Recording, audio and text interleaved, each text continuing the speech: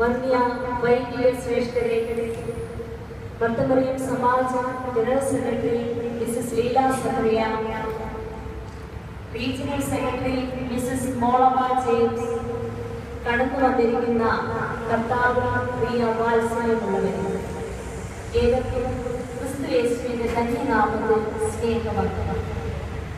ഇന്നത്തെ ഈ മീറ്റിംഗിൽ നിങ്ങളുടെ മുമ്പാകെ നിൽക്കുവാൻ തക്കവണ്ണം എന്നെ ബലപ്പെടുത്തുന്ന ദൈവത്തിന് സ്തുതിസ്തോത്രങ്ങൾ അർപ്പിക്കുന്നു. അതോടൊപ്പം തന്നെ ഇതിനു വേണ്ട എല്ലാ പ്രോത്സാഹനങ്ങളും തന്ന അഭിവന്ദ്യ തിരുമേനിയോടും ബഹുമാനപ്പെട്ട വിനോദ് ശ്യാമലച്ചനോടുമുള്ള നന്ദിയും സ്നേഹവും ആദ്യമേ തന്നെ അറിയിച്ചുകൊണ്ടു.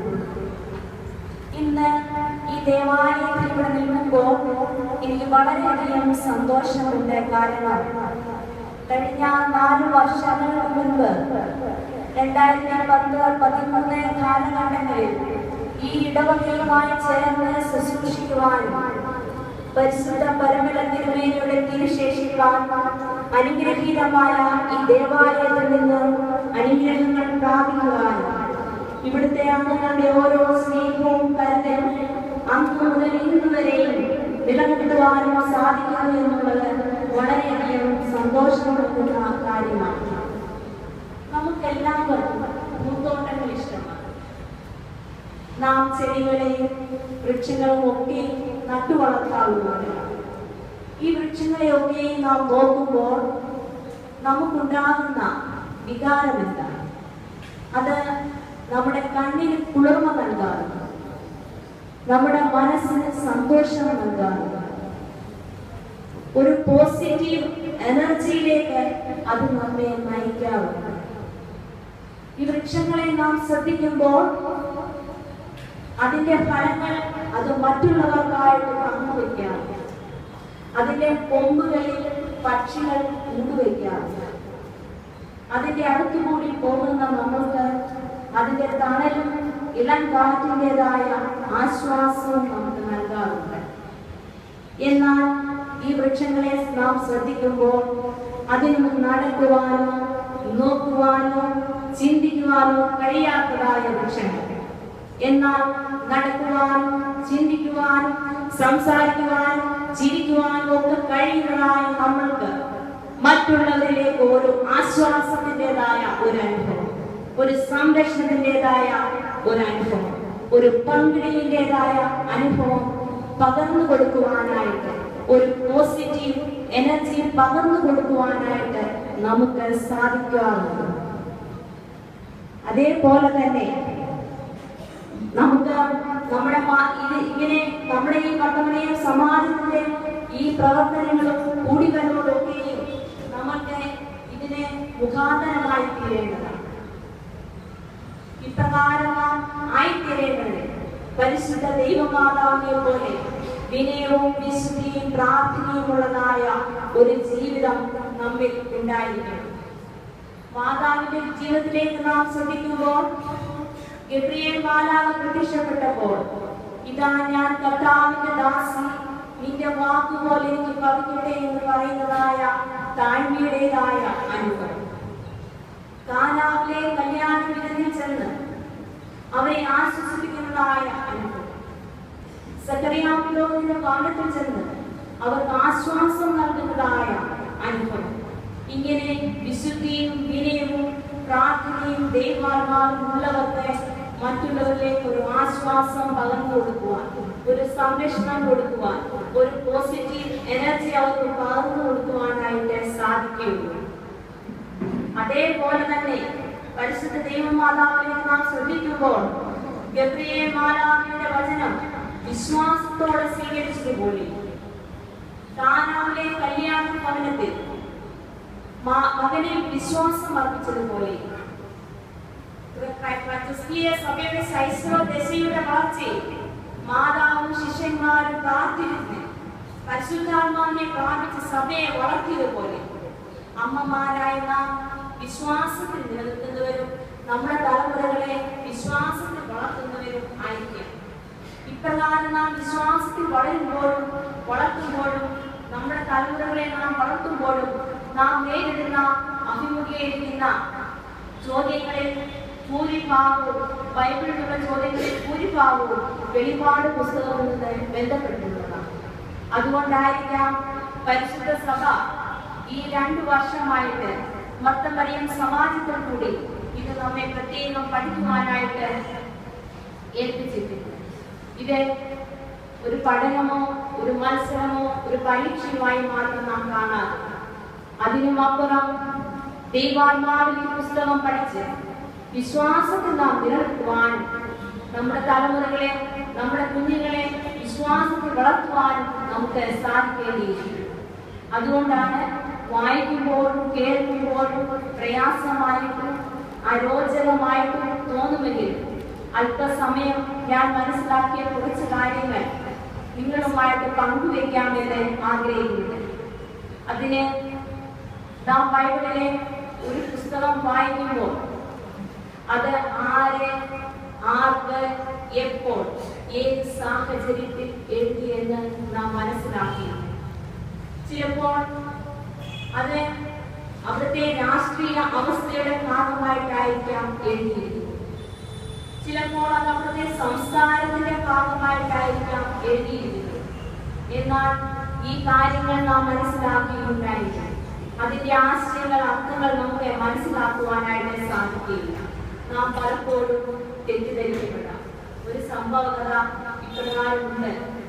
അടുത്തടുത്ത് താമസിക്കുന്ന 2 കൂട്ടുകാരികൾ തമ്മിൽ ഒരു ദിവസം പരസ്പരം സംസാരിച്ചുകൊണ്ടിരുന്നപ്പോൾ തന്റെ ഭർത്താവിന്റെ സ്നേഹമില്ലായ്മയെ കുറിച്ചും അദ്ദേഹത്തിന്റെ സ്വഭാവത്തെ കുറിച്ചും ഇങ്ങനെ സംസാരിക്കുകയുണ്ടായി. അദ്ദേഹം വീട്ടിലെ എല്ലാ കാര്യങ്ങളും ചെയ്യുമെങ്കിലും തന്നോടൊരു സ്നേഹവുമില്ല എന്ന് ഈ കൂട്ടുകാരി മറ്റേ കൂട്ടുകാരോട് പറഞ്ഞു. അപ്പോൾ ചോദിച്ചു, എന്താണ് ഇങ്ങനെ പറയുന്നത്? നിന്നോടൊരു സ്നേഹവുമില്ലേ? അദ്ദേഹം വീട്ടിലെ എല്ലാ കാര്യങ്ങളും ചെയ്യുമെന്ന് പറയുന്നുണ്ടല്ലോ, എന്താണ് അതിന് കാണുമെന്ന് നമ്മൾ കണ്ടു. അദ്ദേഹം ഓഫീസിൽ എവിടെ ജോലിക്ക് പോയാലും എപ്പോൾ യാത്രയ്ക്ക് പോയാലും ഒരു വാക്കുപോലും അദ്ദേഹം എന്നോട് സംസാരിക്കാറില്ല. അദ്ദേഹം മകനെ മാത്രം കെട്ടിപ്പിടിച്ച് ചുംബിച്ചിട്ട് യാത്രയാവുമെന്ന് പറഞ്ഞു. ഈ കാര്യങ്ങളൊക്കെ കൂട്ടുകാരി ചെന്ന് തന്റെ ഭർത്താവിനോട് പറയുകയും അദ്ദേഹം ഒരു ദിവസം കൂട്ടുകാരെ കണ്ടപ്പോൾ ചോദിച്ചു, നിനക്ക് നിന്റെ ഭാര്യയോട് സ്നേഹമൊന്നുമില്ലേ? നീ എന്താണ് ഇങ്ങനെയൊക്കെ പെരുമാറി വെച്ചുകൊണ്ട് പറഞ്ഞു, എന്റെ ഭാര്യയോട് എനിക്ക് സ്നേഹമൊന്നുമില്ല. ഞാൻ ചെറുപ്പം മുതലേ ദൈവഭക്തിയിലും ബൈബിളിലെ വചനമനുസരിച്ച് ജീവിക്കുന്ന ആളാണ് ഞാൻ. ബൈബിൾ നമ്മോട് വ്യക്തമായിട്ട് പറയുന്നുണ്ട്. സങ്കീർത്തനം 2-ാം അധ്യായം 12-ാം വാക്യം, അവൻ കോപിച്ചിട്ട് നിങ്ങൾ വഴിയിൽ വെച്ച് നശിക്കാതിരിക്കാൻ പുത്രനെ ചുമത്തി. ഇതനുസരിച്ച് ഞാൻ ജീവിക്കുകയും പ്രവർത്തിക്കുകയും മാത്രമേ ചെയ്യുന്നുള്ളൂ. ഇതേപോലെയാണ് പലരും അർത്ഥങ്ങൾ മനസ്സിലാക്കാതെ വായിക്കുകയും പഠിക്കുകയും ചെയ്യുമ്പോഴാണ് നാം പല തെറ്റിദ്ധാരണകൾക്കും വിശ്വാസ വ്യതിചലനങ്ങൾക്കും ഇടയാകുന്നത്. ഇവിടെ ഈ വെളിപാട് പുസ്തകത്തെ കുറിച്ച് നാം പഠിക്കുമ്പോൾ കർത്താവിന്റെ ശിഷ്യനായ വിശുദ്ധ യോഹന്നാൻ സ്ലീഹായ്ക്ക് AD 95-നോടടുത്ത് പത്മോസ് ദ്വീപിൽ വെച്ചുണ്ടാകുന്നതായ ദർശനങ്ങളാണ്. ഈ കാലഘട്ടം എന്ന് പറയുന്നത് കൊടിയ പീഡനങ്ങൾ കൂടി സഭ കടന്നുപോയിക്കൊണ്ടിരിക്കുന്ന കാലഘട്ടമാണ്. കർത്താവിനെ കുറിച്ച് പറയുവാനോ എഴുതുവാനോ പഠിക്കുവാനോ സ്വാതന്ത്ര്യമില്ലാത്തതായ ഒരു കാലഘട്ടം. ഈ സമയത്ത് ഈ റോമാ സാമ്രാജ്യത്തിലെ ചക്രവർത്തിയായിരുന്നു ഡൊമീഷ്യൻ ചക്രവർത്തി. ഈ കാലഘട്ടത്തിലെ റോമാ സാമ്രാജ്യം പറയുമ്പോൾ നാം മനസ്സിലാക്കണം, അന്നത്തെ പല സാമ്രാജ്യങ്ങളും ഭയങ്കരമായ അരാജകങ്ങളും അക്രമങ്ങളും കൊടികുത്തി വാഴുമ്പോൾ ഈ റോമാ സാമ്രാജ്യത്തിൽ ജനങ്ങൾ വളരെയധികം സുഖലോലുപതയും സംരക്ഷണവും ലഭിച്ചിരുന്നു. ഇത് വളർന്ന് ജനങ്ങൾ ചക്രവർത്തിയെ ദൈവസ്ഥാനത്ത് ആരാധിക്കുന്നതായ ഒരു അവസ്ഥയിലേക്ക് മാറി. തന്മൂലം ഈ ഡൊമീഷ്യൻ ചക്രവർത്തി തന്റെ കൽപ്പനകൾ പുറപ്പെടുവിച്ചിരുന്നത് പോലും നമ്മുടെ കർത്താവും ദൈവവുമായ ഡൊമീഷ്യൻ കൽപ്പിക്കുന്നത് എന്ന വാചകത്തോടു കൂടിയായിരുന്നു. കർത്താവും ദൈവവും എന്ന് വേണമായിരുന്നു ഡൊമീഷ്യൻ ചക്രവർത്തിയെ അഭിസംബോധന ചെയ്യുവാൻ ആയിരുന്നു. എന്നാൽ ആ കാലഘട്ടത്തിലെ ക്രിസ്ത്യാനികൾക്ക് ഈ ഡൊമീഷ്യൻ ചക്രവർത്തി അല്ലെങ്കിൽ ഒരു വ്യക്തിയെ കർത്താവും ദൈവവും എന്ന് അഭിസംബോധന ചെയ്യുവാനായിട്ട് കൂട്ടാക്കിയില്ല. ഇതിന്റെ ഭാഗമായിട്ടാണ് അക്രമങ്ങളും കൊടിയ പീഡനങ്ങളും നാടുകടത്തലുമൊക്കെ ഉണ്ടാകുന്നത്. ഇങ്ങനെയാണ് നമ്മുടെ വിശുദ്ധ യോഹന്നാൻ ശ്ലീഹ പത്മോസ് ദ്വീപിലേക്ക് നാടുകടത്തപ്പെടുന്നത്. ഇനി പത്മോസ് ദ്വീപ് എന്ന് പറയുമ്പോൾ ഇന്നുള്ളതുപോലെ യാത്രാ സൗകര്യങ്ങളോ യാതൊരു സൗകര്യങ്ങളും ഇല്ലാത്തതായ ഒരു ദ്വീപായിരുന്നു. എഫെസോസിന് പടിഞ്ഞാറ് ഈജിയൻ കടലിൽ നിന്ന് ഏകദേശം 80 കിലോമീറ്റർ ദൂരമുള്ള അഗ്നിപർവ്വത ശിലകൾ നിറഞ്ഞതായ ഒരു ദ്വീപായിരുന്നു. ഇവിടെ ഈ റോമൻ അധികാരികൾ പ്രധാനമായും നാട് കടത്തിയിരുന്നത് കുറ്റവാളികളെയും രാഷ്ട്രീയ പ്രതിയോഗികളെയുമായിരുന്നു. ഈ സ്ഥലത്തേക്കാണ് നമ്മുടെ വിശുദ്ധ യോഹന്നാൻ ശ്ലീഹായെ നാട് കടത്തുന്നത്. യോഹന്നാൻ ശ്ലീഹ തന്നെ വെളിപ്പാട് പുസ്തകം 1-ാം അധ്യായം 9-ാം വാക്യത്തിൽ പറയുന്നു, ഞാൻ ദൈവവചനവും യേശുവിന്റെ സാക്ഷ്യവും നിമിത്തം പത്മോസ് എന്ന ദ്വീപിലായിരുന്നു. ഈ സ്ഥലത്ത് ഏകാന്തവാസത്തിൽ കഴിയുന്ന വിശുദ്ധ യോഹന്നാൻ ശ്ലീഹായ്ക്ക് ഒരു കർത്തൃദിനത്തിൽ ഉണ്ടാകുന്നതായ ദർശനങ്ങളാണ് ഈ വെളിപ്പാട് പുസ്തകം. ഈ കർത്തൃദിനം എന്ന് പറയുന്നത് ഇന്നത്തെ ഞായറാഴ്ച ദിവസമാണ്. കർത്തൃദിനം എന്ന് പറയുമ്പോൾ ഇവിടെ നാം പ്രത്യേകം മനസ്സിലാക്കേണ്ടത് വിശുദ്ധ യോഹന്നാൻ ശ്ലീഹായുടെ ആ മാനസിക അവസ്ഥയെ കുറിച്ചാണ്. നമുക്കറിയാം, ഒരു യാത്രയിലൊക്കെ നാം ആയിരിക്കുമ്പോൾ ഞായറാഴ്ച ദിവസമാണെങ്കിൽ അന്ന് ആരാധനയിൽ സംബന്ധിക്കുവാൻ സാധിക്കുന്നില്ല എങ്കിൽ നമുക്കുണ്ടാകുന്ന ഒരു മാനസിക പ്രയാസം. ഇങ്ങനെ ഒരു മാനസിക പ്രയാസത്തിൽ ഏകാന്തതയുടെ അനുഭവത്തിൽ ഇരിക്കുന്ന സമയത്ത് വിശുദ്ധ യോഹന്നാൻ ശ്ലീഹ കാണുന്ന ദർശനങ്ങളാണ് വെളിപ്പാട് പുസ്തകം എന്ന് പറയുന്നത്. ഈ വെളിപ്പാട് പുസ്തകം ബൈബിളിലെ തന്നെ ഏറ്റവും പ്രയാസം നിറഞ്ഞതായ പുസ്തകമാണ്. ഈ പുസ്തകത്തിലെ കാര്യങ്ങൾ പലപ്പോഴും നമ്മൾ ചുരുക്കമായിട്ട് വായിക്കുവാനോ പഠിക്കുവാനോ ശ്രമിക്കാറുണ്ട്. കാരണം ഇതിലെ ആശയങ്ങൾ മനസ്സിലാക്കാൻ ഉപയോഗിച്ചിരിക്കുന്നതായ സാഹിത്യ രീതി വ്യത്യാസമാണ്. രണ്ടാമതായിട്ട് നമുക്ക് സാധാരണ പരിചയമുള്ള രീതിയിലല്ല ഇതിലെ വിഷയങ്ങൾ അവതരിപ്പിച്ചിരിക്കുന്നത്. സാധാരണക്കാരായ നമ്മളെ പോലെ ഉള്ളവർക്ക് ഇത് മനസ്സിലാക്കുവാനായിട്ട് വളരെയധികം പ്രയാസമാണ്. അതുകൊണ്ട് വെളിപ്പാട് പുസ്തകം ബൈബിളിലെ മറ്റു പുസ്തകങ്ങളിൽ നിന്നും വ്യത്യസ്തമായിരുന്നു. ഇങ്ങനെ വായിച്ചു മനസ്സിലാക്കാനുള്ള പ്രയാസങ്ങളൊക്കെ കൊണ്ടായിരിക്കാം ഒരു കാലഘട്ടം വരെയും സഭയുടെ ആരാധനയിലും മറ്റും ഈ വെളിപ്പാട് പുസ്തകത്തെ കൂടുതൽ ഉൾപ്പെടുത്താതെയിരുന്നു.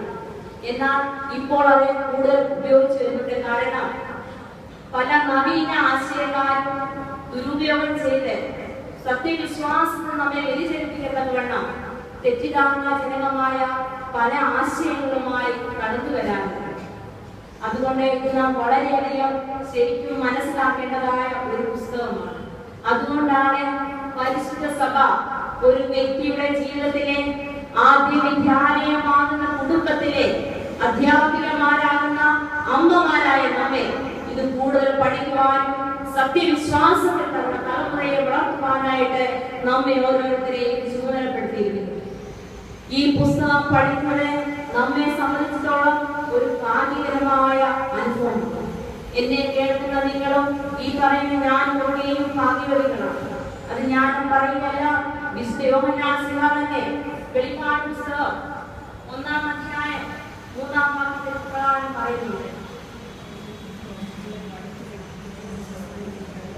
ഈ പ്രവചനത്തിന്റെ വാക്കുകളെ വായിച്ചു കേൾപ്പിക്കുന്നവരും കേൾക്കുന്നവരും അതിൽ പ്രമാണിക്കുന്നവരും ഭാഗ്യവാന്മാർ. അതുകൊണ്ടാണ് ഈ ഭാഗ്യകരമായ അവസ്ഥയ്ക്ക് നാം അർഹരാകണമെങ്കിൽ ഈ പുസ്തകം വളരെയധികം ശ്രദ്ധയോടും പ്രാർത്ഥനയോടുകൂടി നാം പഠിക്കണമെന്ന് വളരെയധികം ശ്രദ്ധയോടുകൂടി പഠിക്കണമെന്ന് ഞാൻ നിങ്ങളെ പ്രത്യേകം ഓർമ്മിപ്പിക്കുകയാണ്. ഈ വെളിപ്പാട് എന്ന വാക്കിന്റെ അർത്ഥം തന്നെ മറ നീക്കുക അല്ലെങ്കിൽ രഹസ്യം വെളിപ്പെടുത്തുക എന്നാണ്. അപ്പോകാലിപ്സിസ് എന്ന ഗ്രീക്ക് വാക്കിൽ നിന്നുമാണ് ഈ വെളിപ്പാട് അല്ലെങ്കിൽ അപ്പോകാലിപ്സ് എന്ന വാക്ക് ഉണ്ടായിരിക്കുന്നത്. ഇതിലെ ആശയങ്ങൾ ഒരു പ്രത്യേക സാഹിത്യ ശൈലിയിലാണ് എഴുതിയിരിക്കുന്നത്. ഈ സാഹിത്യ ശൈലിക്ക് പറയുന്ന പേരാണ് വെളിപാട് സാഹിത്യ രീതി അല്ലെങ്കിൽ അപ്പോക്യാലിപ്റ്റിക് ലിറ്ററേച്ചർ എന്ന സാഹിത്യ ശൈലിയിലാണ് ഈ വെളിപാട് പുസ്തകം എഴുതിയിരിക്കുന്നത്.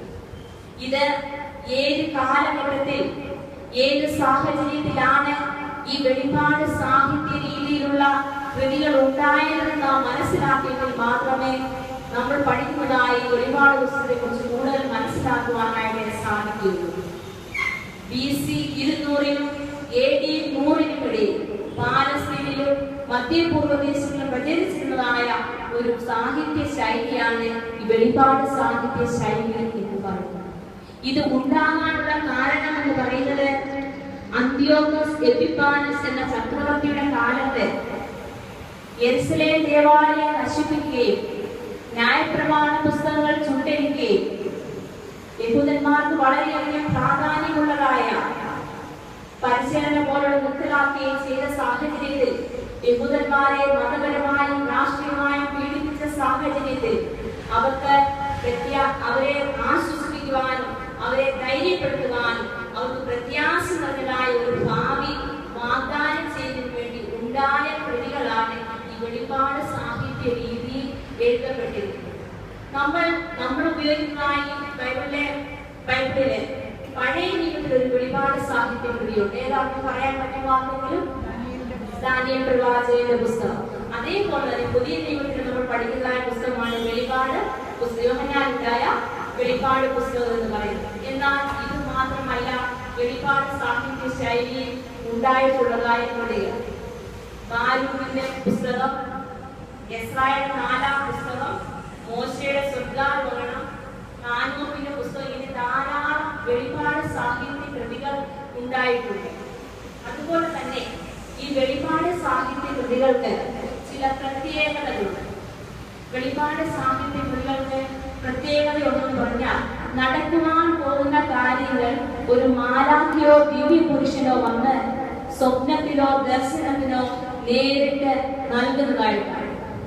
പ്രവചന പുസ്തകങ്ങളിൽ നിന്നും വ്യത്യാസമായിട്ട് നമ്മൾ പഠിക്കുന്നതായ യെശയ്യാ പ്രവാചകന്റെ പുസ്തകത്തിലും യിരെമ്യാ പ്രവാചകന്റെ പുസ്തകത്തിലും നമുക്ക് കാണുവാനായിട്ട് സാധിക്കും. എന്തുവാ? യഹോവയായ കർത്താവ് ഇപ്രകാരം അരുളി ചെയ്തു. അങ്ങനെയാണ്. എന്നാൽ വെളിപാട് പുസ്തകത്തിൽ അങ്ങനെയാണോ നമ്മൾ പഠിക്കുന്നത്? അല്ല. ഒരു ദർശനം യോഹന്നാൻ ശ്ലീഹ കാണുന്നു, എന്നെ കൂട്ടിക്കൊണ്ടുപോകുന്നു, ഞാൻ 10 കൊമ്പും 7 തലയുള്ള മൃഗങ്ങളെ കാണും, അങ്ങനെ കാണുന്നു. ഒരു ദർശനത്തിൽ യോഹന്നാൻ ശ്ലീഹ കൊടുക്കുന്നതായിട്ടാണ്. അതൊരു വെളിപാട് സാഹിത്യ ശൈലിയുടെ ഒരു പ്രത്യേകതയാണ്.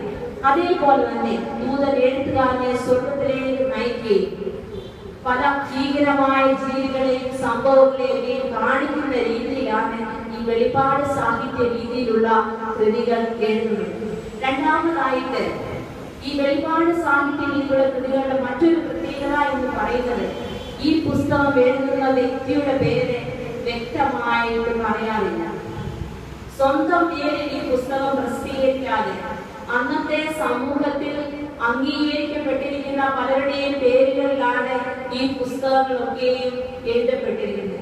ഉദാഹരണം, ഹാനോക്കിന്റെ പുസ്തകം, മോശയുടെ സ്വർഗ്ഗാരോഹണം, ഇങ്ങനെ ധാരാളം കൃതികളുണ്ട്.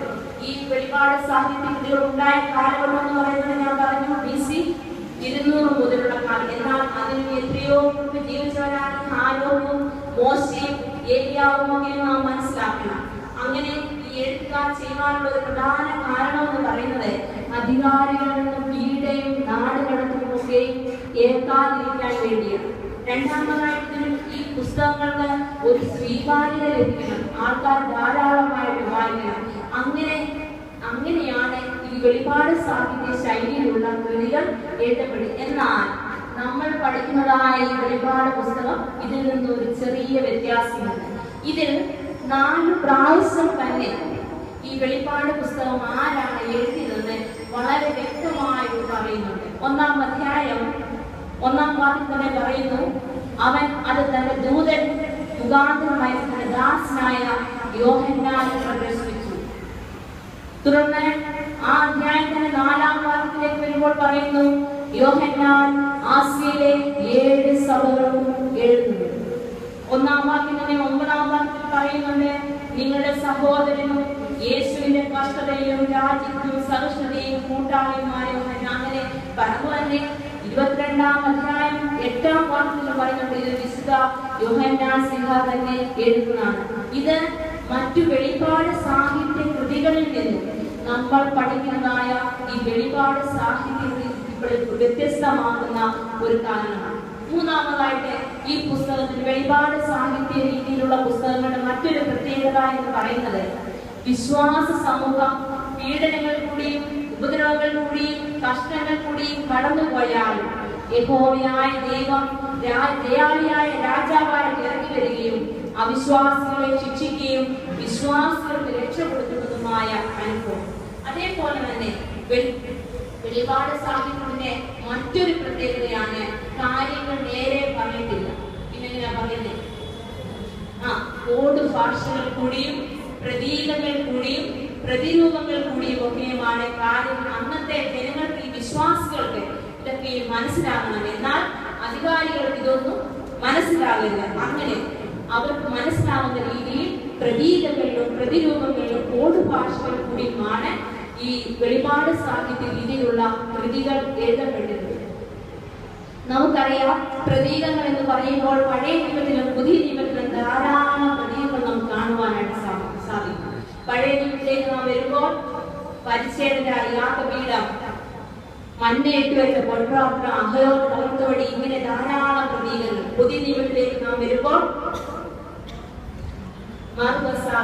മെഴുകുതിരികൾ, രൂപക്കുറ്റി, ഇങ്ങനെ പല അർത്ഥങ്ങൾ ഉൾക്കൊള്ളുന്നതായ പ്രതീകങ്ങൾ. പ്രതിരൂപങ്ങൾ എന്ന് പറയുമ്പോൾ മത്സ്യം, കുഞ്ഞാട്, ഇവയെല്ലാം പ്രതിരൂപങ്ങളാണ്. ക്രിസ്ത്യാനികളെ സൂചിപ്പിക്കുന്നതിന് വേണ്ടിയാണ് ഈ പ്രതിരൂപങ്ങൾ ഉപയോഗിച്ചിരുന്നത്. നമ്മുടെ പഴയകാല ഭവനങ്ങളിലും വീടുകളുടെ തറക്കെട്ടുകളിലും ഒക്കെ മത്സ്യത്തിന്റെ രൂപങ്ങൾ കൊത്തിവെച്ചിരുന്നു. എന്താണ് അതിന് കാരണം? ഇത് ക്രിസ്ത്യാനിയുടെ വീടാണെന്ന് സൂചിപ്പിക്കുവാൻ വേണ്ടിയാണ് ഇങ്ങനെ കൊത്തിവെച്ചിരുന്നത്. അപ്പോൾ പ്രതിരൂപം എന്ന് പറയുന്നത് മനസ്സിലായത് അത്. അതേപോലെ തന്നെ കോഡ് ഭാഷകൾ തന്നെ 3 എണ്ണമുണ്ട്. നിറങ്ങൾ, മൃഗങ്ങൾ, സംഖ്യകൾ. നിറങ്ങൾ എന്ന് പറയുന്നത് നമുക്കറിയാം, വെള്ള നിറം വിശുദ്ധിയെ സൂചിപ്പിക്കുന്ന നിറമാണ്. പർപ്പിൾ കളർ ഇത് രാജ്യത്തെ സൂചിപ്പിക്കുന്നു. അങ്ങനെ ധാരാളം നിറങ്ങൾ നമുക്ക് ഈ പഠിക്കുന്നതായ വെളിപാട് പുസ്തകത്തിലും കാണുവാനായിട്ട് സാധിക്കും. അതേപോലെ തന്നെ മൃഗങ്ങൾ, മഹാസർപ്പം എന്ന് പറയുന്നത് എന്തിനെയാണ് സൂചിപ്പിക്കുന്നത്? പിശാചിനെ സൂചിപ്പിക്കുന്നത്. അതേപോലെ തന്നെ കോഡ് ഭാഷകളിൽ വരുമ്പോൾ മറ്റൊരു പ്രത്യേകതയാണ് സംഖ്യകൾ. ധാരാളം സംഖ്യകൾ ഈ വെളിപാട് പുസ്തകത്തിൽ നമുക്ക് കാണുവാനായിട്ട് സാധിക്കും. 7 എന്ന സംഖ്യ സമ്പൂർണ്ണതയെ സൂചിപ്പിക്കുന്നു. 6-ാം ദിവസമാണ് മനുഷ്യനെ സൃഷ്ടിച്ചത്, അതുകൊണ്ട് മനുഷ്യനെ സൂചിപ്പിക്കുവാനായിട്ട് ഉപയോഗിക്കുന്നു. 4 എന്ന് പറയുന്ന സംഖ്യ ഭൂമിയെ സൂചിപ്പിക്കുവാൻ, 4 ദിക്കുകൾ ഭൂമിയെ സൂചിപ്പിക്കുവാനായിട്ട് ഉപയോഗിക്കുന്നു. ഇങ്ങനെ പല പ്രതിരൂപങ്ങളും കോഡ് ഭാഷകളും അന്നത്തെ വിശ്വാസ സമൂഹത്തിനെ മനസ്സിലാക്കുന്ന രീതിയിലാണ് വെളിപാട് സാഹിത്യ രീതിയിൽ അത് ഉപയോഗിച്ചിരിക്കുന്നത്. ഉദാഹരണമായിട്ട് ഞാൻ ഇന്ന് പിണറായി എന്ന് പറയുമ്പോൾ അത് കേരളത്തിലെ ഒരു സ്ഥലമാണെങ്കിൽ പോലും മലയാളികളായ നമ്മൾക്ക് മനസ്സിലാകും കേരളത്തിലെ അത്രേ ഉള്ളു കാര്യം, അല്ലേ? അതുപോലെ നാം പറയും മണിയടിക്കുവാങ്ങും. എന്തുവാ? രണ്ടുപേരും സംസാരിക്കുമ്പോൾ നമ്മൾ പറയും മണിയടിക്കുക. എന്തുവാ? സോപ്പിടുക എന്ന് പറയും. സോപ്പ് അതുകൊണ്ട് വരുവാണോ? അല്ല, സോപ്പിടുക. അതുപോലെ തന്നെ ഇപ്പോഴത്തെ ലേറ്റസ്റ്റ് ആയിട്ടുള്ളവരാണ് കുമ്മനോടി. ഞാൻ പറയേണ്ട അതിന്റെ അതോടൊപ്പം തന്നെ സാധാരണമായിട്ട് നിങ്ങൾക്ക് എല്ലാവർക്കും അറിയാവുന്ന ഒരു കാര്യമാണ് വലിഞ്ഞു കയറി വരുന്നവർ. കുമ്മനോടി ഇന്നത്തെ രാഷ്ട്രീയ അവസ്ഥയുടെ ഭാഗമായിട്ട് കേരളത്തിൽ ഉണ്ടായിരുന്ന പുതിയൊരു കോഡ് ഭാഷയാണ്. അതേപോലെ തന്നെ ഇങ്ങനെ ഇത്രയും കാര്യങ്ങളാണ് ഈ വെളിപാട് സാഹിത്യ രീതിയിലെ ചില പ്രത്യേകതകൾ എന്ന് പറയുന്നത്. ഈ പ്രത്യേകതകൾ നമ്മൾ പഠിക്കുന്നതായ ഈ വെളിപാട് പുസ്തകത്തിലും ഉണ്ട്. അതേപോലെ തന്നെ നാം ഓർക്കേണ്ടതായ മറ്റൊരു കാര്യം എന്ന് പറയുന്നത്, യേശു തമ്പുരാൻ തന്റെ പരസ്യ ശുശ്രൂഷയുടെ കാലഘട്ടത്തിൽ ഉപയോഗിച്ചിരുന്ന പോലെയുള്ള ലളിതമായ രീതിയിലുള്ള കടുകുമണി, വയലിലെ വിത്ത്, താമര, ഇങ്ങനെ വയലിലെ താമര, ഇങ്ങനെ ധാരാളം ഉദാഹരണങ്ങളിലൂടെ ലളിതമായ കാര്യങ്ങളിലൂടെയാണ് യേശു തമ്പുരാൻ പഠിപ്പിച്ചത്. അങ്ങനെ ഈ അന്ത്യകാല സംഭവങ്ങളിലെ കാര്യങ്ങൾ വിശുദ്ധ യോഹന്നാൻ ശ്ലീഹ നമ്മളോട് ഈ വെളിപാട് പറഞ്ഞിരുന്നുവെങ്കിൽ സഹീനായ ഒരു മനുഷ്യൻ അക്ഷരപ്രതി അനുകരിച്ച് വിശ്വാസികളെ തെറ്റിക്കുവാനായിട്ട് സാധിക്കുമായിരുന്നു. അല്ലെങ്കിൽ തന്നെ ഇന്ന ദിവസം ലോകം അവസാനിക്കുമെന്ന് പറഞ്ഞ് ധാരാളം ആൾക്കാർ ഇന്ന് വന്നുകൊണ്ടിരിക്കുന്നു.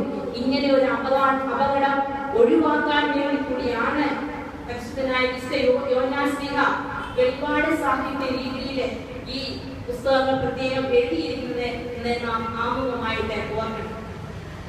ഞാൻ ഇത്രയും പറഞ്ഞത് വെളിപാട് പുസ്തകം ആര്, ആർക്ക്, എപ്പോ, ഏത് സാഹചര്യത്തിൽ എഴുതിയിരുന്നു, അത് എഴുതിയിരിക്കുന്നതായ ചില പ്രത്യേകതകൾ, സാഹിത്യ രീതികൾ, ഇതേക്കുറിച്ചാണ് നാം മനസ്സിലാക്കുക. ഇനി ഈ പുസ്തക സംബന്ധമായി പുസ്തകത്തിലെ രീതികളെ കുറിച്ച് ഉൾക്കൊണ്ടുകൊണ്ട് പ്രാർത്ഥനയോടും വളരെയധികം ശ്രദ്ധയോടും കൂടി നമുക്ക് ഈ വെളിപാട് എന്ന പുസ്തകത്തിലേക്ക് പ്രവേശിക്കാം. അങ്ങനെ ആവുന്നെങ്കിൽ ഞാൻ മുൻപേ പറഞ്ഞതുപോലെ തന്നെ വായിക്കുന്നവർക്കും കേൾക്കുന്നവർക്കും അത് പ്രമാണിക്കുന്നവർക്കുമായ ഭാഗ്യകരമായ അവസ്ഥയിലേക്ക് നമുക്ക് പ്രവേശിക്കുവാനായിട്ട് സാധിക്കും. ഇവിടെ ഈ ഒന്നാം അധ്യായത്തിൽ തന്നെ വെളിപാട് പുസ്തകത്തെ 3 ഭാഗങ്ങളായിട്ട് തിരിച്ചിട്ടുണ്ട്. ഏതൊക്കെയാണെന്ന് ആദ്യം പറയാൻ സാധിക്കുമോ? കഴിഞ്ഞ വർഷം നിങ്ങൾ പഠിച്ചതാണെന്ന് ഞാൻ ചോദിച്ചതേ ഉള്ളൂ. ഇതിന്റെ 1-ാം അധ്യായം 19-ാം വാക്യത്തിൽ നീ കണ്ടതും ഇപ്പോഴുള്ളതും ഇനി സംഭവിക്കാനിരിക്കുന്നതുമായ കാര്യങ്ങളെ കുറിച്ചാണ്. ഇതാണ് വെളിപാട് പുസ്തകത്തിലെ 3 ഭാഗങ്ങൾ എന്ന് പറയുന്നത്. നീ കണ്ടത്, ഇപ്പോൾ ഉള്ളത്, ഇനി സംഭവിക്കാനിരിക്കുന്നതുമായ കാര്യങ്ങൾ.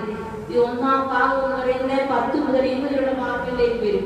ഇവിടെ യോഹന്നാൻ ശ്ലീഹ വലിയൊരു ദർശനം കാണുകയാണ്. ഒരു വലിയ ക്യാൻവാസിൽ, ഒരു വലിയ ചിത്രത്തിൽ പല കാര്യങ്ങൾ അടങ്ങുന്നതായ ഒരു സ്വർഗത്തിലെ അനുഭവം വിശുദ്ധ യോഹന്നാൻ ശ്ലീഹ കാണുകയാണ്. 1-ാം അധ്യായം 13-ാം വാക്യം യോഹന്നാൻ ശ്ലീഹ കണ്ടതായ ദർശനം നമുക്ക് കൂടി ഒന്ന് നോക്കാം. എന്താണ് യോഹന്നാൻ ശ്ലീഹ കണ്ടത്?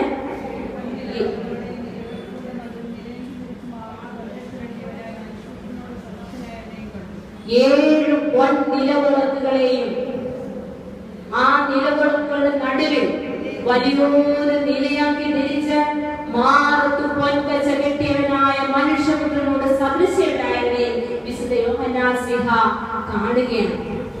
തുടർന്ന് യോഹന്നാൻ ശ്ലീഹ അങ്ങോട്ട് നോക്കുമ്പോൾ അവന്റെ തലയും തലമുടിയും പഞ്ഞി പോലെ വെളുത്ത് യോഹന്നാൻ ശ്ലീഹ കാണും.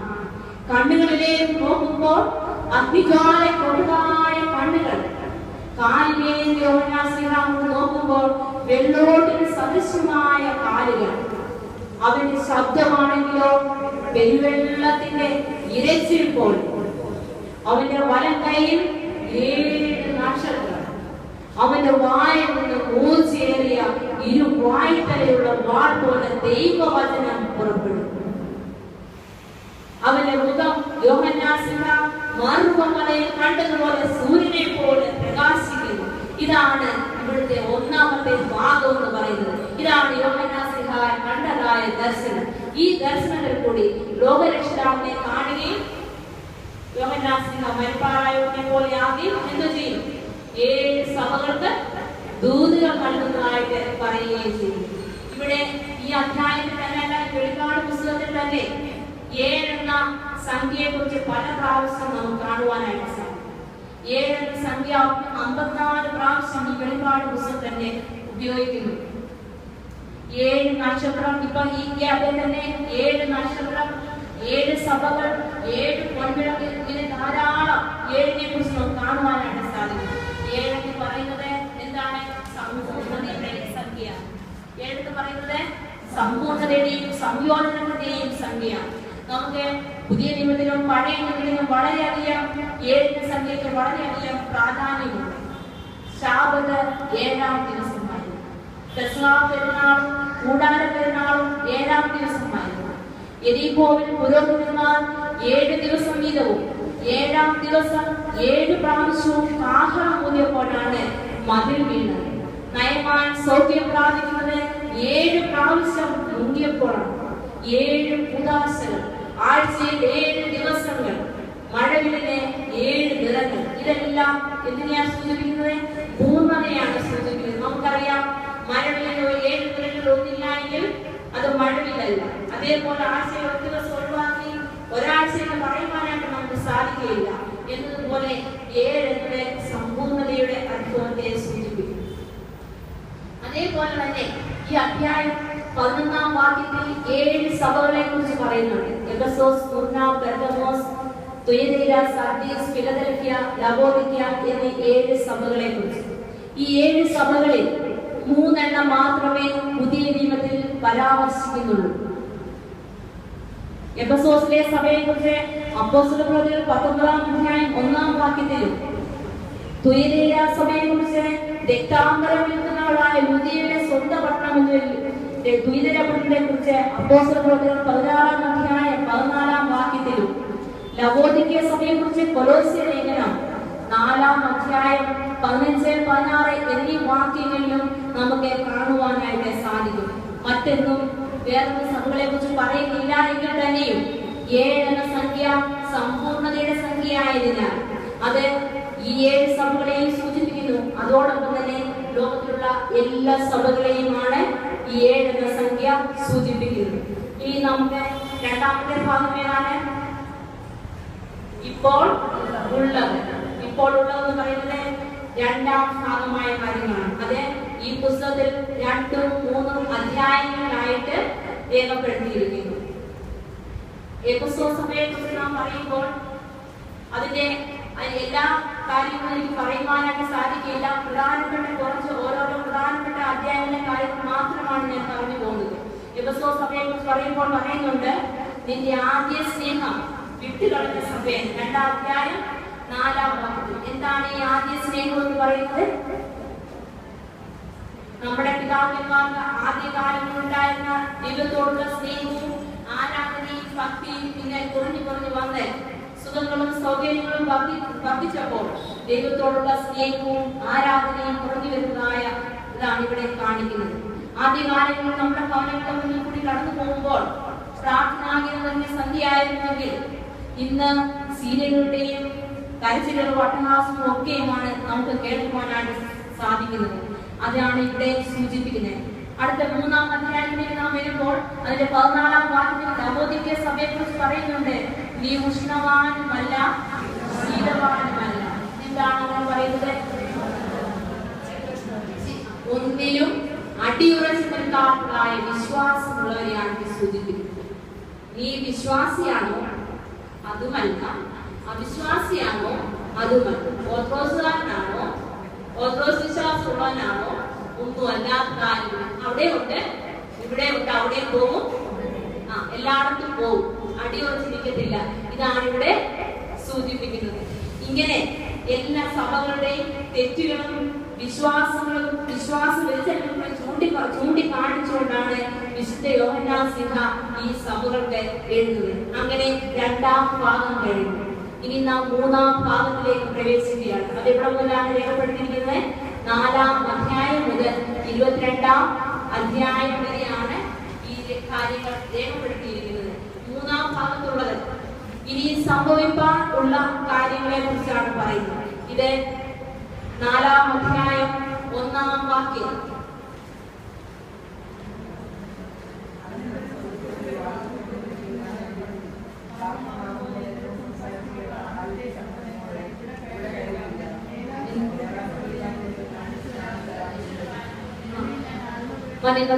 ഇതിനു മുൻപ് വിശുദ്ധ യോഹന്നാൻ സ്ലീഹ കണ്ടത് ഭൂമിയിൽ വെച്ചുള്ള കാര്യങ്ങളായിരുന്നുവെങ്കിൽ ഞാൻ നേരത്തെ സൂചിപ്പിച്ചു, എന്തുവാ, ദൂതൻ എഴുത്തുകാരനെ സ്വർഗീയ യാത്രയിലേക്ക് നയിക്കും. വെളിപാട് സാഹിത്യത്തിന്റെ പ്രത്യേകതയാണ്. അതേപോലെ വിശുദ്ധ യോഹന്നാൻ സ്ലീഹായെ ഒരു സ്വർഗീയ യാത്രയിലേക്ക് കൊണ്ടുപോവുകയാണ്. 4-ാം അധ്യായം വരുമ്പോൾ വിശുദ്ധ യോഹന്നാൻ സ്ലീഹ സ്വർഗത്തിലേക്ക് കയറി പോവുകയും എന്തുവാ, അവിടെ പിതാവാം, ഞാൻ നിങ്ങളോട് ചോദിക്കുന്നത് കഴിഞ്ഞ പ്രാവശ്യം പഠിച്ചോണ്ട് ചോദിച്ചതേ ഉള്ളൂ. 4-ാം അധ്യായം പഠിച്ചതല്ലേ കഴിഞ്ഞ പ്രാവശ്യം. അതുകൊണ്ട് ഇതിനെ സ്വർഗത്തിലേക്ക് കൂട്ടിക്കൊണ്ടു പോവുകയും വിശുദ്ധ യോഹന്നാൻ സ്ലീഹ അവിടെ ആരെ കാണും?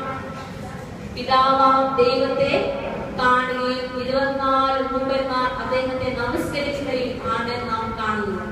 തുടർന്നുള്ള വേദഭാഗങ്ങൾ ഓരോന്നായിട്ട് മൂന്നാം ഭാഗമായ ഈ സ്വർഗീയ യാത്രയുടെ അനുഭവത്തിൽ നമുക്ക് കൂടുതൽ പഠിക്കുവാനും വിശദീകരിക്കുവാനും ഉള്ളതായ പല കാര്യങ്ങൾ ഉണ്ടെങ്കിൽ തന്നെയും സമയം ചുരുക്കം കൊണ്ട് അതുപോലെ 7ാം അധ്യായത്തിലുള്ള ഭാഗങ്ങൾ കഴിഞ്ഞ വർഷത്തെ പരീക്ഷയുടെ ഭാഗമായി നിങ്ങൾ കൂടുതൽ പഠിക്കുകയും മനസ്സിലാക്കുകയും ചെയ്തതിനാലും ഞാൻ അതിലേക്ക് പ്രവേശിക്കുന്നില്ല. എങ്കിൽ തന്നെയും ഈ വർഷത്തെ പഠന ഭാഗമായ 8ാം അധ്യായത്തിലേക്ക് നാം വരുന്നതിന് മുമ്പ് ഈ ഭാഗങ്ങൾ ഉള്ളതായ കാര്യങ്ങൾ നാം ചുരുക്കമായിട്ട് ഒന്ന് ഓർത്തെടുക്കേണ്ടിയിരിക്കുന്നു.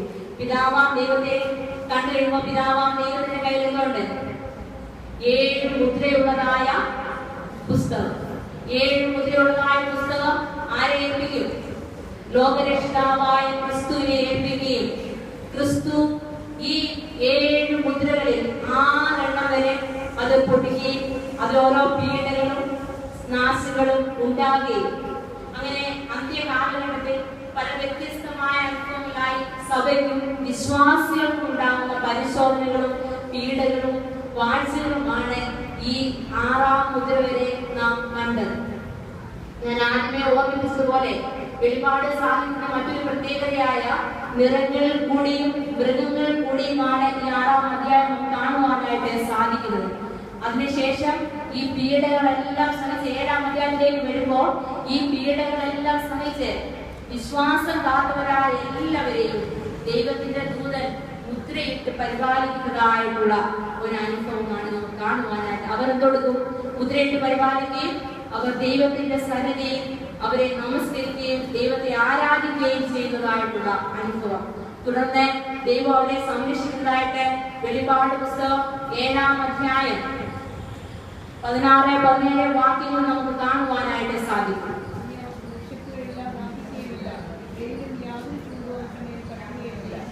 ഇനി അവർക്ക് വിശക്കുകയില്ല, ദാഹിക്കുകയില്ല, വെയിലും യാതൊരു ചൂടും അവരുടെ മേൽ തട്ടുകയില്ല.